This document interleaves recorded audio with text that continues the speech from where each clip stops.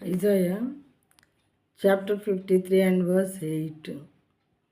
By oppression and judgment he was taken away, and as for his generation, who considered that he was cut off out of the land of the living, stricken for the transgression of my people, అన్యాయపు తీర్పు నొందిన వాడై అతడు కొనిపోబడెను. అతడు నా జనుల అతిక్రమములను బట్టి మొత్తబడెను కదా. సజీవుల భూమిలో నుండి అతడు కొట్టివేయబడెను. అయినను అతని తరము వారిలో ఈ సంగతి ఆలోచించిన వారెవరు?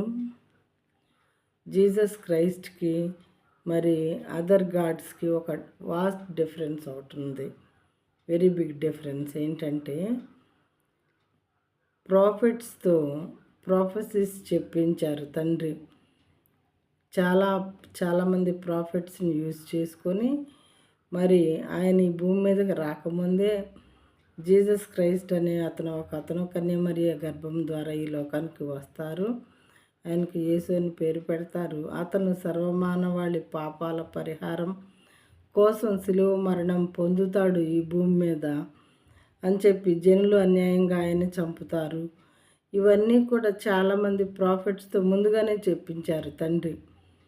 ఈ రకంగా ఈ లోకానికి వచ్చినటువంటి దేవుడు జీసస్ క్రైస్ట్. మిగతా వాళ్ళకందరికీ అలాంటిది ఏమీ లేకుండా ఎవరికి ఇష్టమైన వాళ్ళని వారు దేవుడు అని పిలుచుకోవటం జరుగుతూ ఉన్నది.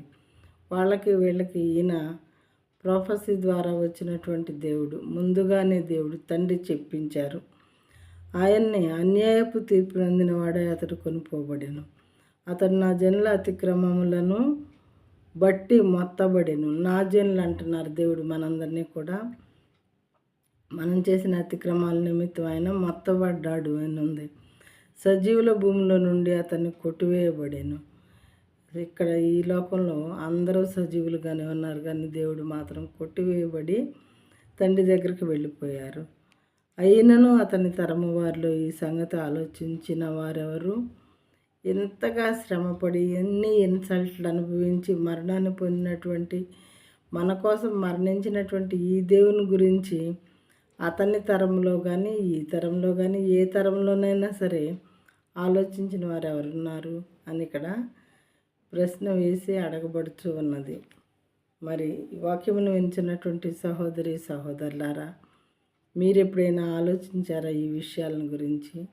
నేను కానీ మీరు కానీ ఆలోచించకపోతే ఇది చాలా ముఖ్యమైన విషయం కాబట్టి, నిజదేవుని తెలుసుకోవాల్సినటువంటి సమయం కాబట్టి మనం ఈ విషయాలను గురించి ఖచ్చితంగా ఆలోచించవలసినదే.